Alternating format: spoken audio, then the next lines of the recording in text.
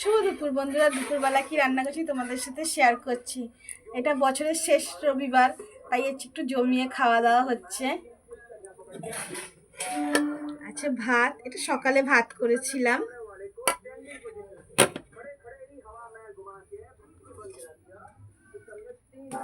এটা একটু বেগুন ভাজা রেখেছি আর একটু ফুলকপি ভাজা রেখেছি। এটা সকালে ফুলকপি, এটা সকালের, বেগুনটা এখন করেছি।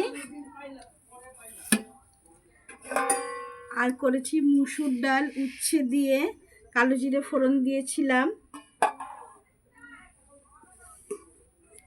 আর করেছি কাতলা মাছের মাথা দিয়ে পালং শাক, এতে আলু মূলো বেগুন সব দিয়েছি। নামানোর সময় একটু ধনেপাতা দিয়ে দিয়েছিলাম। আর করেছি আমুদি মাছ, এটা আমার কর্তাবুর জন্য করেছি, কর্তাবু খাবে বললে এটা করে দিলাম কর্তাবুকে। আর করেছি চিকেন কষা।